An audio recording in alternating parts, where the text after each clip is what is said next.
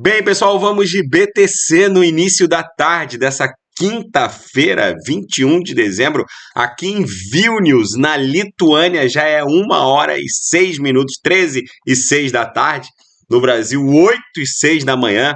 Eu vim para Vilnius, na Lituânia, passar as festas de fim de ano. Daqui a pouco eu falo um pouco sobre essa cidade gelada.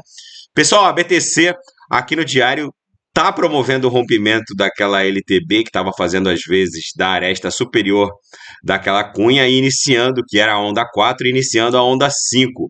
No gráfico mensal, eu volto a reportar aos senhores, eu tenho recebido muitas mensagens, informações de analistas que dão conta de que a BTC vai voltar para 36, para 28, tem gente falando até em 16. Gente, vejam, né, quando a gente fica em dúvida sobre a inércia verdadeira movimentacional da BTC, a gente tem que olhar para os time frames mais longos. Vejam a movimentação da BTC no gráfico mensal.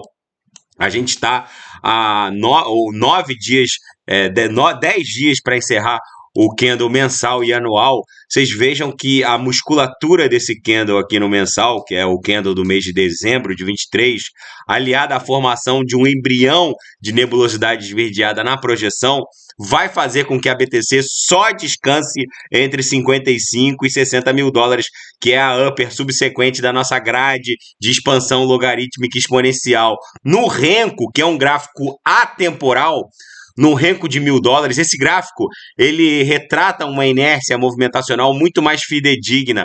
Esse gráfico ele é atemporal. Cada quadradinho desse de $1.000 pode demorar 1 segundo para ser desenhado, ou 15 anos, ou 50 anos. Tudo depende da variação do preço e não do transcurso do tempo. No Renko de $1.000, a BTC, em razão dessa lateralização, ficou sobrevendida. Isso aqui está prestes a criar uma nova pernada que vai levar a BTC para 53, 54, talvez até 55 mil dólares, podendo dar até aquela agulhada para 60 mil. Na projeção aqui no Renko, a nebulosidade voltou a ganhar espessura. Tem Cavaleiro do Apocalipse vendendo a cantilena de queda. Esses incautos que estão se desfazendo do seu patrimônio cripto naquele procedimento deletério de desembarque e reembarque, os que caíram na cantilena dos Cavaleiros do Apocalipse de 3 dias atrás, que lotaram a minha caixa de mensagens aqui no canal, dizendo que eu tava louco, que a BTC tinha perdido 42, que tinha caído para 40 mil e pouquinho e que ia voltar para 32, os que venderam Solana no desespero a 60, agora estão pagando $87 na Solana, tá? A Solana está subindo 6,67%. Há mais de 5 dias, a Solana sobe mais de 5% todos os dias. Ou seja, eu falei que a Solana estava indo para $100 e era lá que ela ia descansar, e o sujeito vendeu Solana a 57 e agora está recomprando a 87. Se eu, por exemplo, tivesse vendido as minhas 3 mil Solanas a 50 e tal, eu teria perdido aí 20, 30% do meu patrimônio cripto. Eu não vendo as minhas Solanas enquanto ela não bater $1.000, que é o preço justo para a Solana. Tamanha a resposta às demandas de escalabilidade e tamanha a quantidade. Eu meço um valor de uma Sol, eu meço o valor de uma BNB Beacon Chain pela quantidade de riqueza que trafega nesse ecossistema. Por que a Apple vale 2, 3 trilhões? A Apple vale mais de 2 trilhões porque dados e riquezas transitam naquele ecossistema, o iOS, que justificam uma Apple valer 2 trilhões. Dados e riquezas já trafegam na Solana e que justificam essa altcoin valer pelo menos $200 por moeda, por Solana, por Sol. Então, há uma assimetria completamente bizarra entre a quantidade de riqueza que circula numa Cosmos, numa Atom. Por exemplo, a BNB Beacon Chain vale 36 bilhões, foi criada dentro do ecossistema Atom, e a Atom Cosmos, e a Atom só vale 3 trilhões, 4 trilhões, e a BNB Beacon Chain vale 37 bilhões. Então existe uma assimetria que vai ser corrigida. E as pessoas ficam fazendo... caindo na cantilena de cavaleiros do apocalipse que não entendem os ciclos da criptografia e não associam a análise gráfica à realidade do mundo cripto, aos fundamentos da criptografia e vendem gato por lebre. Então tem muita gente que desembarcou da Solana e agora fica desesperado, achando que eu tenho que dizer um ponto de entrada seguro para entrar de volta na Solana. Eu já falei, a Solana só vai descansar nos $100. Uma Atom só vai descansar nos $20. E aí o sujeito desembarga 57 e, obviamente, vai ter que recomprar a 87. Aqui no intraday, a BTC tá promovendo aquele silêncio que precede um grande esporro. Vocês vejam que a banda de volatilidade de ontem engolfou fortemente a banda de volatilidade de hoje. Isso significa que vai rolar uma mega explosão hecatômbica.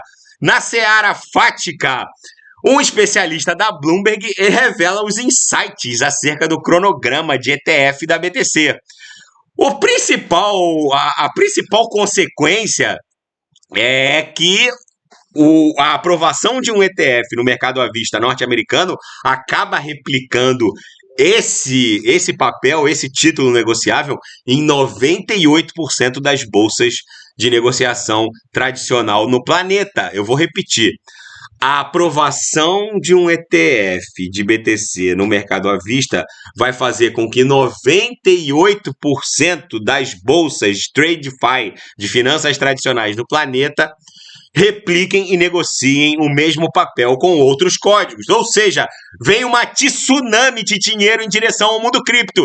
E o valor total de mercado das stablecoins subiu para o nível mais alto desde maio de 23. Mais um sinal forte de que vem uma tsunami de dinheiro em direção ao mundo cripto.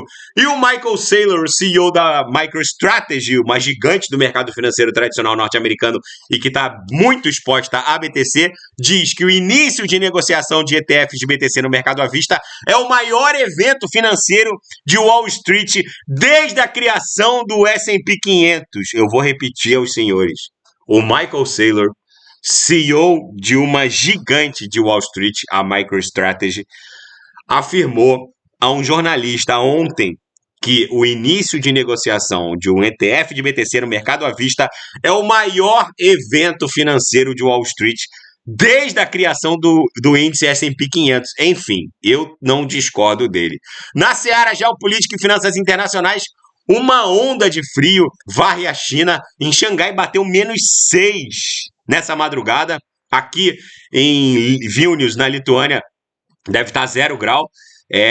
Eu vou passar as festas de fim de ano aqui. A cidade, eu cheguei ontem de madrugada, cheguei no hotel 2 da manhã, a cidade parece uma casa de boneca, é maravilhosa. Depois eu vou fazer um vídeo só falando aqui da minha experiência nessa a Lituânia fica acima da Polônia. Aqui não é exatamente um lugar propício a passar as festas de fim de ano em dezembro, mas enfim, a temperatura média aqui fica negativada. Mas para conhecer, eu acho que vale a pena, pela pouca experiência que eu já tive aqui, tô achando incrível. Fiquei impressionado com a quantidade de jovens, tanto no voo quanto no aeroporto. Vilnius é uma cidade universitária desde a era soviética, muito interessante, depois eu volto a falar da cidade. E ainda na seara de finanças tradicionais e geopolítica, os traders de opções apostam que o S&P 500 vai bater novos recordes e os aliados começam a traçar um cenário com a eventual vitória do Kremlin. E se o Putin vencer? A Ucrânia está estagnada, sem dinheiro, atolada em dívidas. Os Estados Unidos não conseguem mais, os democratas não conseguem mais apoio no Congresso para enviar mais recursos, ou melhor, os congressistas vinculam o apoio à Ucrânia a um apoio igual em favor de Israel, ou seja, está uma confusão e Israel tem outras questões envolvendo a extinção do Hamas, por assim dizer, porque agora Israel quer controlar a polícia de imigração e fronteiras da faixa de Gaza. Isso violaria os direitos dos povos palestinos. Enfim, tudo está uma grande confusão e acabou que a Ucrânia entrou no meio desse fogo cruzado, ficando sem grana. É bem provável que venha um tratado de paz com a Ucrânia cedendo perdendo, né, mais de 30% do seu território. Quem ficar esperando o final das duas guerras, o início da queda da taxa básica de juros, a melhora nas relações comerciais China e Estados Unidos, vai pagar 150 mil por BTC. Há umas sei lá, 4, 5 semanas atrás, alguém me mandou uma mensagem, mas Renato, da onde vem a liquidez para BTC ir a 40 mil dólares? Porque há duas guerras, porque a taxa de juros está no patamar mais alto, e bababá. Enfim, quando o sujeito me mandou essa mensagem, o BTC estava 36. Então agora pode chegar pagando 44, porque também tá barato. Daqui a pouco eu volto. Vou fazer ETH, Polkadot Kusama, BNB e quem quiser sugerir é só colocar nas mensagens abaixo. Grande abraço, até daqui a pouco.